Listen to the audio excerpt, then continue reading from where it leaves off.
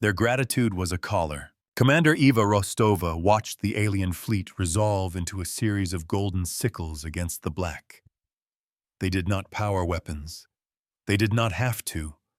Their ships broadcasted pure, inviolable legal code on all public channels, a tapestry of obligations so dense it suffocated local comms.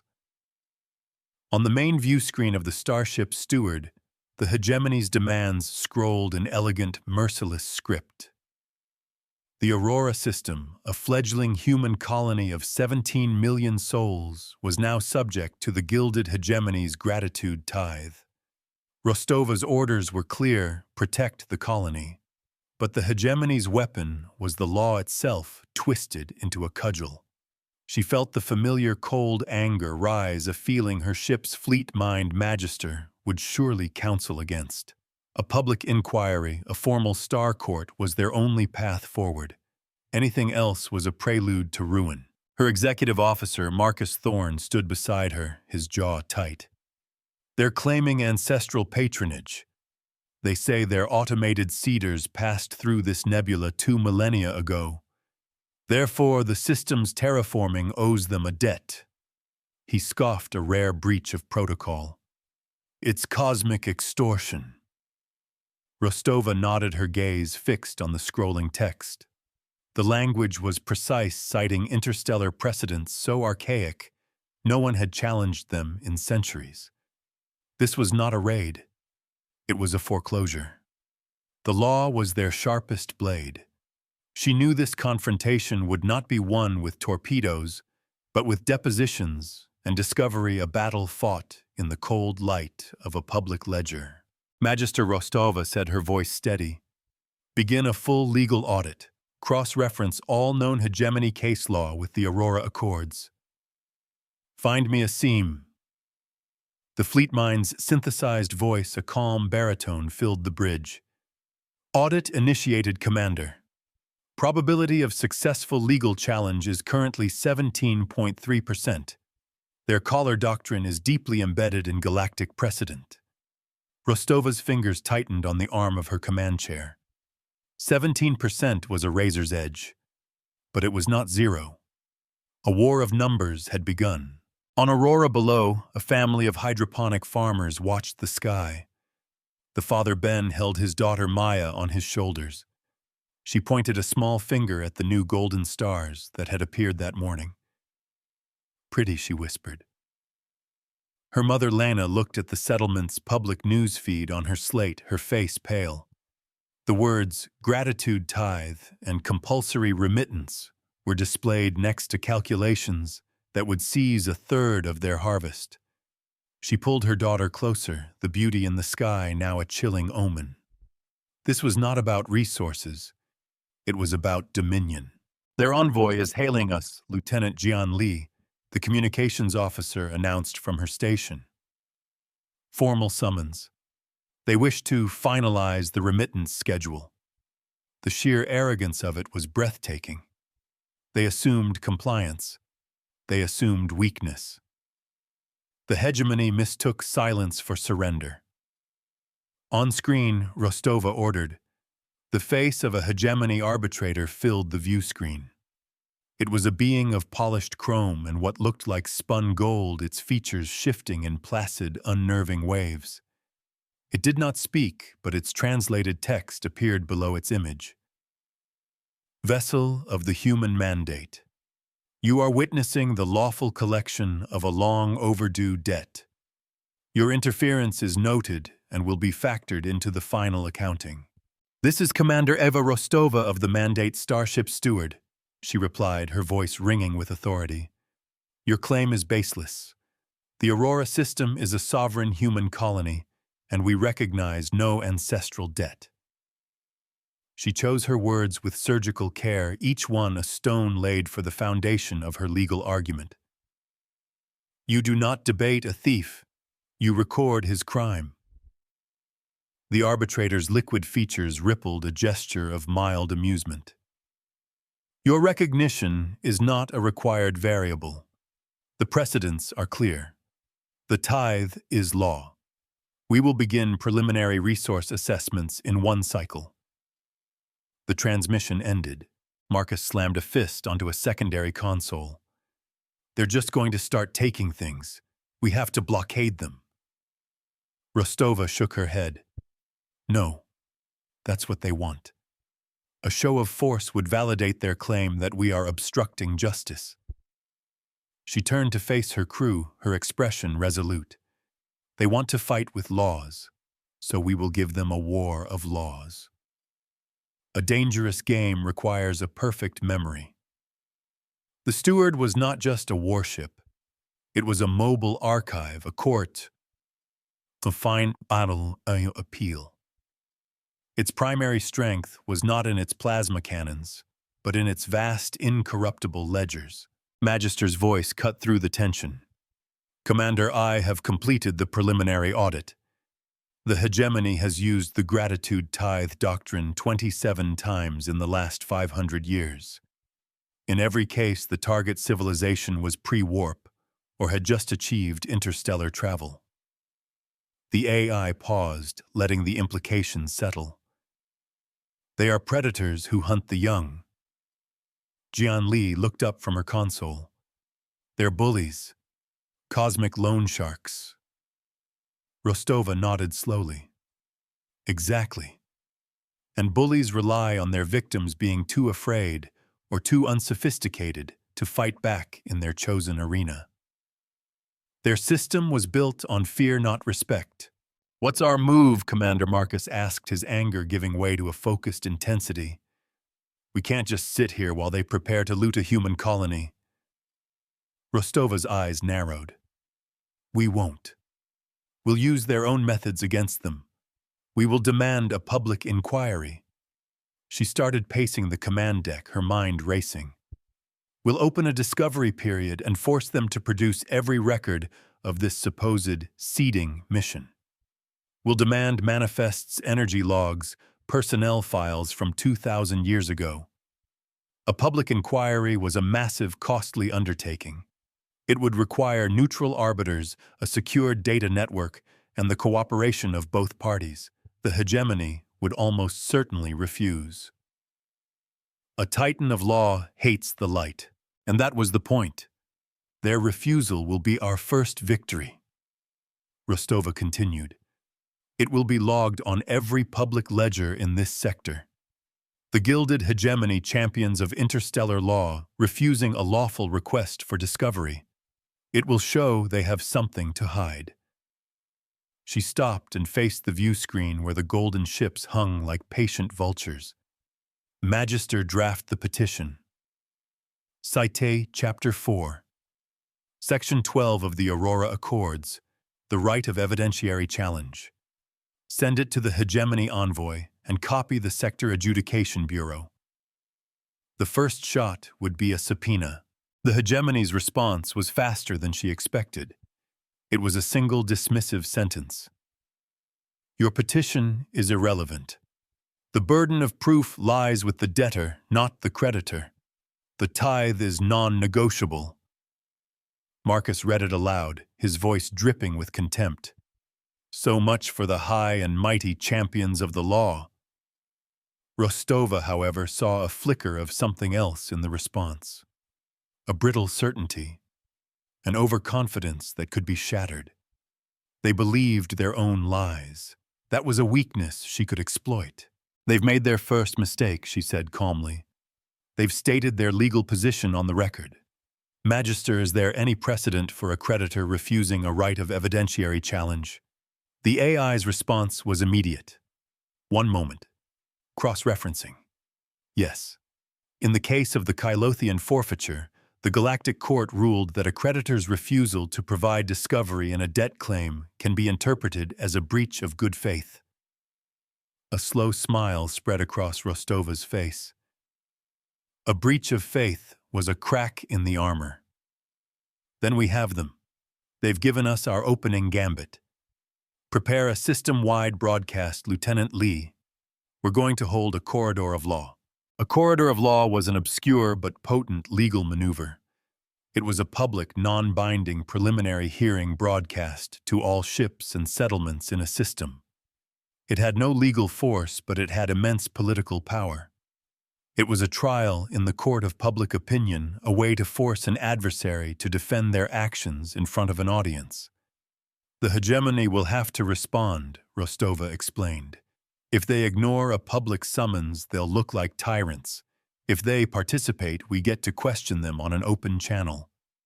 A public stage demands a public answer. Down on Aurora, the news of the steward's challenge spread like wildfire. In a crowded public plaza, Ben and Lena watched a massive screen display the mandate vessel's formal declaration. Around them, colonists murmured with a mixture of fear and hope. They were farmers, engineers, and scientists, not warriors. The golden ships in their sky were a terrifying sight. But the words on the screen, phrases like evidentiary challenge and good faith, were weapons they understood. For the first time since the hegemony's arrival, they felt they had a champion. The hegemony envoy agreed to the corridor of law, their response laced with condescension. We will indulge this quaint human custom. The law is on our side. Its recitation will only affirm our position. They were walking into the trap. They saw a stage, but Rostova was building a courtroom. The time was set. The entire Aurora system would be the jury. As the hour approached, the bridge of the steward was a hive of controlled activity. Jian Li routed the broadcast signal through every public relay in the system. Marcus Thorne coordinated with Aurora's planetary defense force, ensuring they remained on non-threatening alert. Rostova reviewed her notes, a stack of legal precedents, and historical data compiled by Magister. The AI's calm voice provided a constant stream of updates. Hegemony broadcast signature is active. They are patching their envoy through. Public viewership is at 98.7% of the colonial population. Every eye was a witness. The face of the Chrome arbitrator reappeared on the main screen. Rostova stood from her chair, stepping into the holographic transmission field. She was now visible to the envoy and to the 17 million people watching below. Arbitrator, she began, her tone formal and respectful.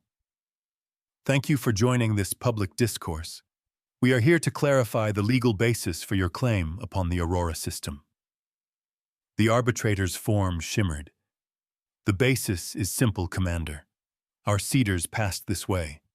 This system bloomed in the wake of their passage. A debt was incurred. It is now due. The argument was elegant in its simplicity, almost poetic. It was also Rostova suspected a complete fabrication. A perfect lie is a seed of truth. We appreciate the poetry of your claim, Rostova said, her voice even. But law requires more than poetry. It requires proof. We have formally requested the logs of this ancient seeding mission. Can you provide them? The arbitrator's placid surface seemed to tighten. The records are archaic. The request is unreasonable. The precedent of our prior claims is sufficient. Rostova pressed the advantage. So you have no direct evidence. Your claim rests entirely on the assertion that because you have collected this tithe before, you are entitled to collect it now. This was the heart of their deception. The doctrine is sound, the arbitrator retorted, a hint of irritation in its translated text. It has been tested and affirmed. By whom? Rostova asked pointedly. Our records compiled by the fleet-mind Magister show that in every instance the gratitude tithe was levied against civilizations unable to mount a proper legal defense. You have never tested this doctrine against a peer. The air on the bridge was thick with tension. She was calling them cowards on a public channel. A challenge ignored is an insult accepted. The arbitrator went silent for a long moment. The shimmering of its body became more agitated. Your line of questioning is irrelevant and insulting. We are here to discuss the remittance schedule, not to be subjected to this legal theater. Rostova shook her head, a look of profound disappointment on her face, an expression carefully chosen for her audience. The law is not theater arbitrator. It is the bedrock of civilization. Without evidence, without transparency, it is merely the will of the strong imposed upon the weak. She paused, letting her words hang in the air. A mirror held up to power reveals its true face. This corridor of law is concluded, Rostova declared. We have established two key facts for the public record. One, the gilded hegemony has provided no direct evidence for its claim. Two, they have refused to engage in a good-faith discovery process. She looked directly into the transmission pickup. The steward and the human mandate formally reject the gratitude tithe. We will now begin compiling a public ledger of this incident for review by the Sector Adjudication Bureau. She cut the transmission. The arbitrator's face vanished, replaced by the silent vista of the Golden Fleet. The first battle was over. Marcus let out a long, slow breath. That was masterful, Commander. You backed them into a corner. Jian Li was monitoring system-wide comms. The colony is ecstatic. Public morale just shot through the roof. But Rostova knew this was only the beginning. The hegemony would not be defeated by a single public argument. They would escalate. They had lost face, and now they would seek to save it. Magister, she said, her voice low. What is their most likely response? The AI's analysis was as always chillingly direct. Based on their historical behavior when challenged, there is a 68% probability they will shift from legal intimidation to economic coercion. A blockade is the most logical next step. In a docking bay of Aurora's main orbital station, a freighter captain named Elias checked the seals on his cargo containers. He was hauling refined helium-3, a shipment desperately needed by a neighboring system. His ship, the Wandering Star, was his life. He saw the hegemony ships as a distant problem, a legal squabble for diplomats. But when he filed his flight plan, it was denied. The reason given was a system-wide gratitude quarantine enacted by the gilded hegemony. His ship, and dozens like it, were trapped. This was no longer a distant problem. The blockade was subtle but absolute. The hegemony ships didn't fire a shot. They simply broadcast a legal notice declaring the system quarantined until the debt of gratitude was settled. Any ship attempting to leave would be in violation of hegemony law and subject to seizure. It was a stranglehold applied with the cold, impersonal precision of a legal document. The chains of law are often invisible. This was the hegemony's second move in escalation that bypassed Rostova's legal arguments and went straight for the colony's economic jugular. On the steward's bridge, the new reality set in. The mood of triumph had evaporated, replaced by grim determination. They're blockading a sovereign system without a declaration of war. Marcus fumed. That's a flagrant violation of the Aurora Accords. Rostova nodded, her mind already working through the next series of moves. And that is our next weapon. They have overplayed their hand. She saw not a blockade but a confession. Their frustration had led them to make a critical error. They had abandoned the pretense of legality for the reality of force. Magister, document everything Rostova commanded. Every ship they halt. Every ton of cargo they obstruct. Every credit of commerce they prevent. Log it all on the public ledger we created. We will count the cost of their arrogance. The fleet mind complied instantly, its data streams reaching out to interface with the colony's shipping and economic networks. A new section appeared on the public ledger titled Economic Damages Incurred by Unlawful Hegemony Quarantine. A running tally began updating in real time. It was a bill for their crimes. Commander Jian Li reported, her voice tight with urgency. The freighter captain of the Wandering Star is issuing a public plea. He says his ship has a perishable cargo. It will be a total loss if he can't leave within 3 days. The civilian vignettes were no longer abstract. They were real people with real livelihoods on the line. Rostova felt the weight of their plight. Her principled legalistic battle was having tangible, painful consequences for the people she was trying to protect. A leader's choices are paid for by others. This was the cost of her strategy. "We have to break the blockade," Marcus insisted, his voice low and intense. "A targeted strike on one of their ships." No, Rostova cut him off, her voice sharp. "We will not fire the first shot.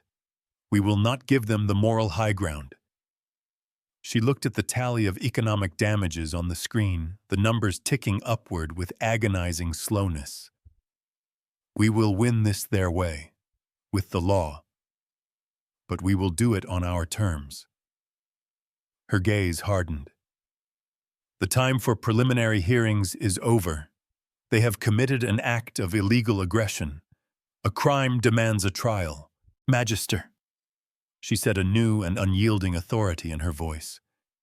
"Draft a formal petition for a binding public inquiry to be held under the full authority of the Aurora Accords. Charge the gilded hegemony with unlawful coercion, economic sabotage, and breach of interstellar treaty." She began to pace again, dictating the terms. "Demand the appointment of a neutral third-party adjudicator from the Sector Bureau. Demand that all proceedings be broadcast on the public ledger. And demand that the hegemony cease their illegal blockade immediately pending the outcome of the inquiry. To catch a predator, you build a better trap." Janley looked up from her console, her eyes wide. "Commander, a full public inquiry. The cost, the resources. It's monumental." Rostova didn't slow down. "The cost of inaction is higher. The hegemony has gambled that we would not or could not escalate to this level. They believe we are as constrained by bureaucracy as they are." She stopped and faced her crew. "But we are not. This fleet teaches by numbers and remembers by ledgers, never by collars. We will show them what that means." This was the core of their doctrine, a philosophy forged in the early chaotic days of human expansion. It was a promise to never become the tyrants they had so often encountered among the stars. Accountability was their creed. The formal petition for a public inquiry was a masterpiece of legal argumentation meticulously crafted by Magister and polished by Rostova. It was transmitted not only to the hegemony fleet, but to the Sector Adjudication Bureau, the interstellar trade guilds, and every major news network in the quadrant. It was an undeniable public demand for justice. The hegemony was now caught. To refuse the inquiry would be a confession of guilt to the entire galaxy. To accept it would mean facing Rostova in a formal binding court of law. Their own obsession with precedent had become their cage. Days passed. The blockade held. The economic damages ticked higher. The tension in the Aurora system was palpable. Freighters sat idle in their berths, their crews growing restless. On the colony, resource rationing began as a precaution. The initial hope had given way to a nervous, watchful silence. They had faith in the steward, but the golden ships were still there, a constant, menacing reminder of their predicament. Rostova felt the pressure of those 17 million lives. She visited the ship's small hydroponics bay, the scent of soil and growing things, a brief respite from the sterile bridge. The weight of command was a physical thing. The garden of law requires patient hands. Then the reply came. It was from the Sector Adjudication Bureau. Commander Jian Li said, her voice filled with a mixture of excitement and trepidation. "The Bureau has accepted our petition. They have appointed an adjudicator. The public inquiry is mandatory." A wave of relief washed over the bridge. Marcus actually smiled. Rostova allowed herself a single sharp nod of satisfaction. The wheels of justice were finally turning. The Bureau's message was followed by one from the hegemony. It was terse, stripped of its earlier arrogance. We will comply with the Bureau's mandate. We await the arrival of the adjudicator. The chosen adjudicator was a member of a species known for their implacable logic and neutrality, a Cygnian named Xylos. The Cygnians were silicon-based life forms, their minds operating with the precision of a quantum computer. Xylos's ship, a vessel of stark, unadorned gray, arrived in the system a week later. It positioned itself exactly halfway between the steward and the hegemony fleet, a silent, impartial presence. The court was now in session. The first directive from Adjudicator Xylos was broadcast to all parties. All hostile actions will cease. The quarantine is to be lifted immediately. All evidence is to be submitted to the public inquiry ledger. The proceedings will begin in 2 cycles. With that simple command, the golden ships powered down their blockade fields. On the orbital stations, cheers erupted as freighter captains received clearance for departure. The Wandering Star was the first to leave its captain Elias, sending a heartfelt message of thanks to the steward. It was a small victory, but a significant one. Rostova had won the first round on points, forcing her opponent to retreat before the main event had even begun. But a cornered animal is at its most dangerous. She knew the hegemony would not come to the Inquirer to negotiate. They would come to win. The next 2 days were a blur of preparation. Magister worked tirelessly organizing millennia of legal documents, historical records, and economic data into a coherent case. The AI's processing cores glowed with activity, the ship's systems diverting power to support the immense computational load. Rostova and her team rehearsed their arguments, anticipated counter-arguments, and prepared for every possible legal tactic the hegemony might employ. The public ledger, once a simple tally of damages, was now transformed into the official court record, a vast, transparent repository of all evidence. Truth is the heaviest weapon. Rostova stood on the bridge looking out at the adjudicator's ship. The inquiry would not be held in a physical room, but in a shared holographic space, a neutral courtroom constructed of light and data. The entire system, the entire quadrant would be watching. This was more than a dispute over a single colony. It was a referendum on the hegemony's entire way of life, their philosophy of galactic feudalism. It was a test of whether the law was a tool for justice or merely an instrument of power. Her legacy and the fate of Aurora would be decided in that virtual space. The ledger was open. The counting was about to begin. As the moment of the inquiry's commencement arrived, Rostova took a final look at her team. Marcus Thorne stood by her side, his expression solid and unwavering. Jian Li was at her post, her fingers flying across her console, managing the data feeds that would be their ammunition.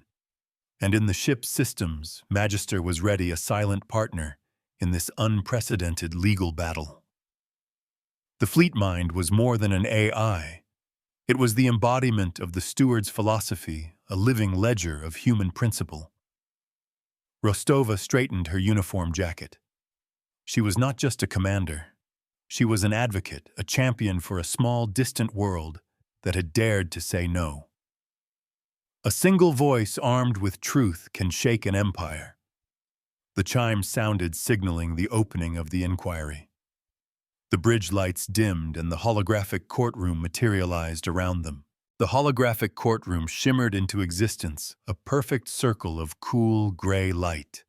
In the center, Adjudicator Xylos materialized, a crystalline entity whose form suggested a being carved from a single, flawless quartz geode.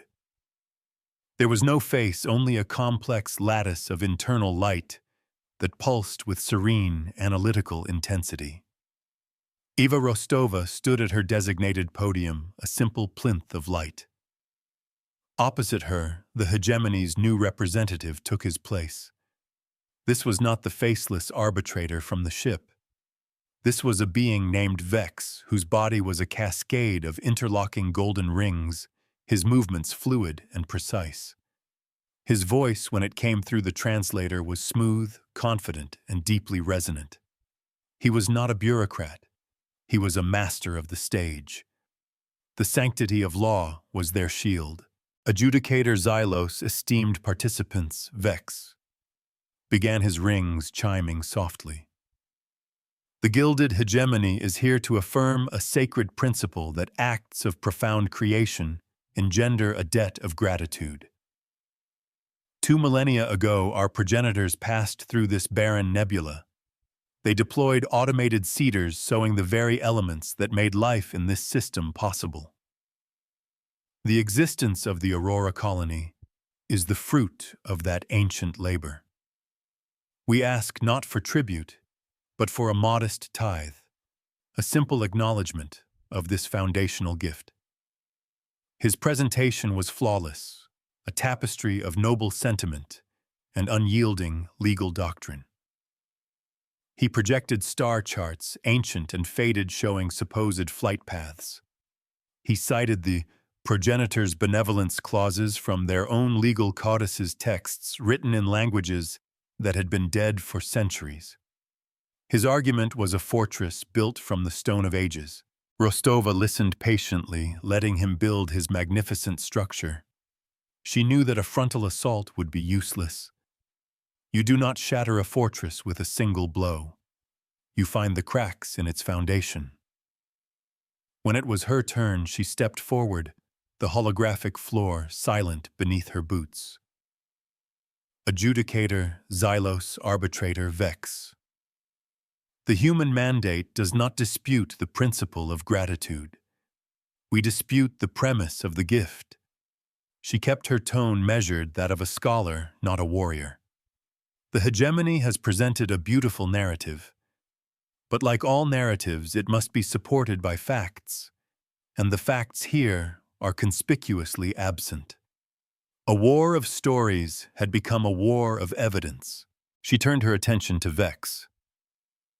You have shown us ancient maps, arbitrator, but you have not shown us a single ship's log, not one crew manifest, not one authenticated energy receipt from this supposed seeding mission. She gestured to the public ledger, which now floated as a vast, transparent screen behind Adjudicator Xylos. You have claimed this tithe 27 times before. Magister, please display the profiles of the 27 civilizations. A list appeared on the ledger. Next to each name, key metrics scrolled into view: technological level, interstellar capability, registered legal counsel. All were pre-warp or protostellar. None had a dedicated legal core. A pattern of prey is not a precedent. Your precedent, Rostova continued, her voice hardening slightly, is a history of demanding payment from those who could not afford to question the bill. You never once presented this claim to appear. You waited for the children to grow up just enough to have something worth taking, but not enough to know how to defend it. Vex's golden rings remained perfectly still. He had been expecting this line of attack. The law is blind, Commander. It does not measure the strength of the debtor, only the validity of the debt. Your suggestion that we choose our legal venues is insulting and irrelevant. The fact remains our ship was here. And we have proof. This was unexpected. A frisson of alarm went through Rostova. Marcus, watching from the steward's bridge, clenched his fists. The hegemony had claimed to have no records. Vex gestured, and a new piece of evidence materialized in the holographic space. It was a fuzzy, degraded image, a single frame from a deep space recording. It showed a golden sickle-shaped ship against the swirling gases of the primordial Aurora Nebula. An independent timestamp, authenticated by the Sector Bureau's own automated archivists, dated it to 2,147 years ago. A single frame can forge a chain. This image, Vex declared, his voice resonating with triumph, is from a Kylothian long-range observation probe. The Kylothians were extinguished by a stellar event 1,000 years ago, but their archives persist. This probe, adrift for centuries, was recently recovered.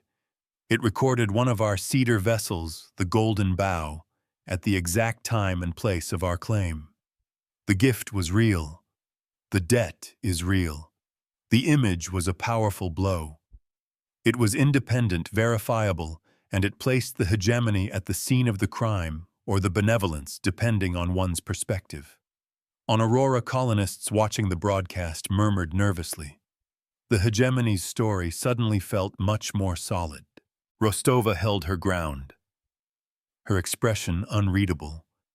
Inside her mind was racing. Vex had held this back, a trump card played at the perfect moment. She had built her case on their lack of evidence, and now they had produced a seemingly unassailable piece of it. This was a plan-changing escalation. "Adjudicator," she said, her voice steady, "this is new information. We request a recess of 1 cycle to analyze this evidence." Xylos's internal light pulsed once, a gesture of assent. "Granted. The inquiry will reconvene in 24 standard hours." The holographic courtroom dissolved. Back on the bridge of the Steward, the mood was grim. "They suckered us," Marcus said, pacing behind the command chair. "They let you build your whole argument around their lack of proof, knowing they had this in their back pocket." Jian Li was at her station, her face etched with worry. "The data is solid, Commander. The timestamp is legitimate. The probe's identification codes are authentic." Rostova stood before the main view screen, staring at the frozen image of the Golden Bow. It looked exactly as the hegemony's historical archives depicted their ancient cedar ships. "Too perfect, perhaps," Magister Rostova said, breaking the silence. "Begin a full forensic analysis of the probe's data fragment. I don't want to know if it's authentic. We know it is. I want to know what it's not telling us. Compare the ship's energy signature, its radiation shadow, its gravitational displacement against every known record of hegemony vessels from that era. Look for the anomalies. Look for the lie." The AI's calm voice was a comfort in the tense atmosphere. "Analysis initiated, Commander. This will require significant processing power." The lights on the bridge dimmed slightly as energy was shunted to the ship's core computer. "Data has no allegiance. For the next 20 hours, the Steward was a silent thinking machine." Magister dissected the Kylothian probe data atom by atom. Rostova and her team worked in shifts, reviewing historical precedents, searching for some legal leverage to counter the image. On Aurora, a sense of resignation began to set in. In a small cafe in the capital city, Ben and Lena watched the news reports, the image of the golden ship playing on a loop. "Maybe it's true," Ben said quietly. "Maybe we do owe them." Lena shook her head, holding her daughter Maya's hand. "A gift is given freely.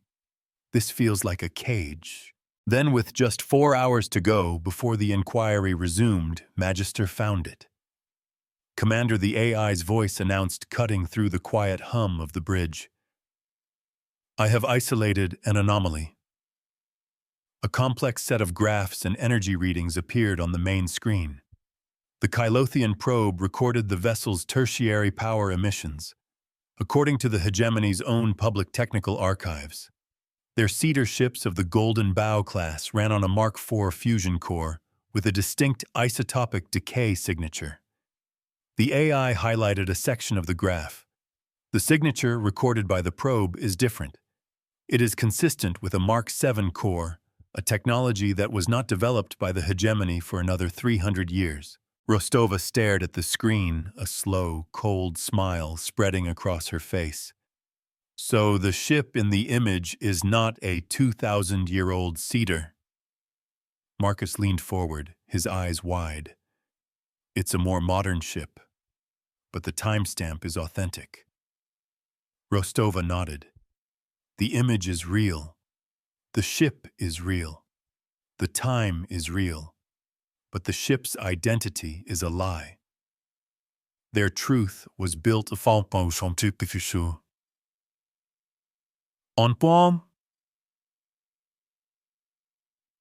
foundation. The pieces clicked into place. The hegemony had found the probe data, which showed something golden and sickle-shaped in the nebula. They had then built their entire legal claim around it, retroactively identifying the vessel as a benevolent cedar. They didn't lie about the evidence, Rostova said, a note of admiration in her voice. They lied about what the evidence was. It's a brilliant deception. But it was a deception with a fatal flaw. They had assumed no one could or would conduct a forensic analysis deep enough to spot the anachronism. They underestimated their opponent. When the inquiry reconvened, Rostova was no longer on the defensive. She let arbitrator Vex grandstand for a few minutes, basking in the perceived strength of his position. Then she went on the attack. Arbitrator Vex. She began, her voice sharp and clear. Let us speak of the Golden Bow, a beautiful name for a beautiful ship. Could you please confirm for the public ledger what class of fusion core that vessel used? Vex's golden rings shifted slightly, the first sign of unease. As has been stated, it was a vessel of its time. A Mark IV core, of course. He was walking into the trap. And could you describe the purpose of a Mark IV core? Rostova pressed. It was a power plant, Commander. Its purpose was to provide energy for the ship's systems and the seeding matrix. Precisely, Rostova said. She gestured to the ledger, and Magister's forensic analysis appeared for all to see.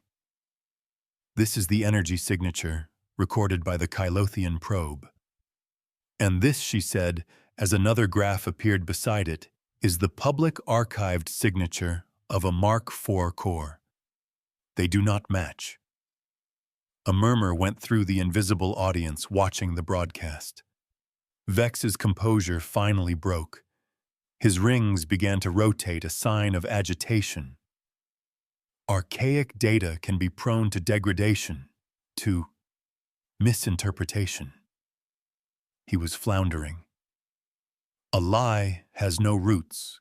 There is no misinterpretation, Rostova countered, her voice ringing with authority. The signature is clear. It is that of a Mark VII core, a core that would not be invented for 3 centuries. The ship in that image is not the ancient Golden Bow. It is a more modern vessel. So the question, arbitrator, is this: what was a modern hegemony ship doing in this system 2,000 years ago, pretending to be something else? She didn't wait for an answer. She turned to the adjudicator. Adjudicator Xylos, it is clear the hegemony has misrepresented key evidence, but we are no longer interested in what this ship was not. We are interested in what it was. This was the moment. The culmination of her strategy. The system-scale mirror maneuver. We believe the hegemony's own records hold the key. A ship with a Mark VII core operating on a long-range mission would require a significant and traceable energy allocation. This allocation would be recorded in their own central power grid ledgers from that historical period. She looked directly at Vex, her eyes like chips of ice. Therefore, we petition this inquiry to compel the gilded hegemony to produce the energy consumption ledgers for their core worlds for the years corresponding to this vessel's construction and deployment. We wish to search for the energy signature of this ghost ship. The ledger remembers every spark. The audacity of the request was staggering. She was demanding to audit the internal infrastructure records of a sovereign galactic power. Vex was apoplectic. This is an outrageous violation of our sovereignty. Our internal records are proprietary. They are a matter of state security. He appealed to Xylos. Adjudicator, this is a fishing expedition, a desperate attempt to distract from the facts. But the crystalline adjudicator remained unmoved. Its logic was implacable. The hegemony introduced the probe data as primary evidence. The commander's request is a direct and logical line of inquiry to verify that evidence. The petition is granted. The records will be produced. Justice is the final calculus. The hegemony was caught in its own legal machinery. To refuse the order of a binding inquiry would be to forfeit the case and suffer massive political fallout. To comply would be to hand Rostova the very tool she needed to expose their lie. With ill-disguised fury, Vex was forced to consent. The data transfer began. It was a deluge, a tsunami of information, petabytes of historical energy logs, a dry and dusty record of a civilization's daily life from 2 millennia ago. No unaugmented being could ever hope to parse it. But Rostova had Magister. The fleet mind's processors surged, sifting through the digital mountain. The public ledger became a flurry of scrolling numbers and shifting graphs as the AI searched for the specific anomalous signature of the ghost ship. For a full hour, the holographic courtroom was silent, the only movement the cascading data on the screen. The tension was immense. Rostova was betting everything on the belief that a lie of this magnitude must have left a footprint. A debt of energy cannot be hidden. Then a single line of code on the ledger screen flashed red. Magister had found it. The AI's voice filled the bridge of the steward and the holographic court simultaneously. Signal acquired. I have isolated a classified energy expenditure from the hegemony's central military budget, dated 150 years ago. The allocation was for the construction and launch of a single long-range observer-class vessel. The AI projected the ship's specifications from the hegemony's own hidden records. It was a stealth ship, a spy. Its mission profile to survey pre-stellar civilizations for potential resource exploitation. Rostova delivered the final killing blow. The ship in your image was not a cedar. It was a scout, a vulture. You didn't come here to give a gift. You came to survey a future acquisition. You have been monitoring this system for 2,000 years, waiting for it to mature. She pointed at Vex, her voice filled with cold, righteous anger. The gratitude tithe is not a debt for a past kindness. It is the price you are charging for not having conquered this world when it was defenseless. It is the most profound and cynical lie I have ever encountered. Their gratitude was an invoice for a crime. The case collapsed. Vex stood silent, his golden rings dull and motionless. He offered no defense. There was none to offer. The proof was absolute, taken from their own secret files and displayed for the entire sector to see. Adjudicator Xylos's internal light glowed with a final, unwavering intensity. The findings are clear. The gilded hegemony has engaged in a multimillennial conspiracy of fraud. The claim of a gratitude tithe is dismissed with prejudice in perpetuity. The verdict was a thunderclap. On Aurora, a spontaneous cheer erupted from 17 million throats, a wave of sound that rolled across the planet. But Rostova was not finished. Adjudicator, she said, her voice cutting through the celebration. There is the matter of the illegal blockade. The hegemony's actions caused measurable economic harm to the people of Aurora and to independent traders. She gestured to the ledger, where the tally of damages meticulously logged by Magister still glowed. We demand restitution. We demand mirror justice. Xylos considered this for a moment, then its light pulsed. The request is logical. Restitution is awarded in the full amount logged. The hegemony will compensate the Aurora system for all damages incurred. To ensure payment, Xylos enacted the final crushing judgment. The court placed a legal lien on the hegemony's tariff collections at the sector's primary trade hub. A portion of their own income would be automatically garnished and rerouted to Aurora until the debt, a debt of their own making, was paid in full. The mirror reflects the debt.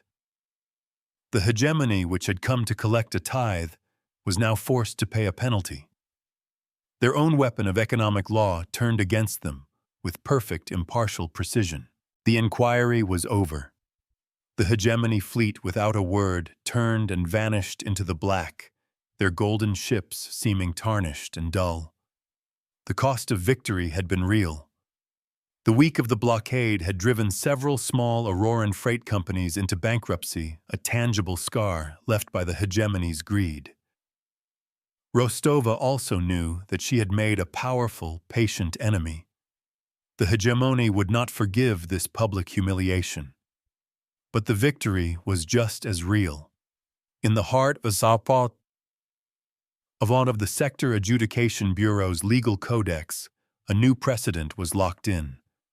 The ruling by Xylos had struck down the entire legal framework of ancestral patronage and gratitude tithes as inherently predatory. It was a win not just for Aurora, but for every emerging civilization in the sector. On the bridge of the Steward, the tension finally broke. Marcus let out a whoop of triumph, clapping a subordinate on the shoulder. Jian Li was laughing, tears of relief in her eyes. The public comms channel from Aurora was a flood of joyous, grateful messages.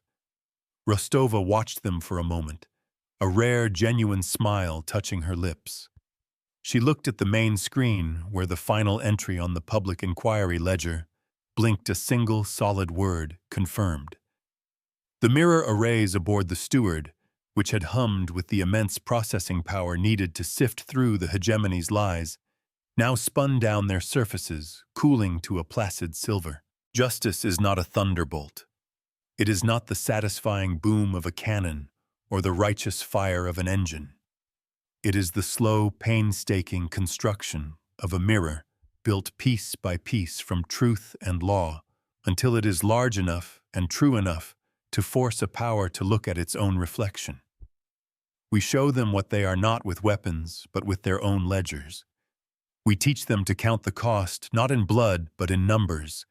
It is a harder path, a slower victory, but it is the only victory that lasts. The ledger is closed.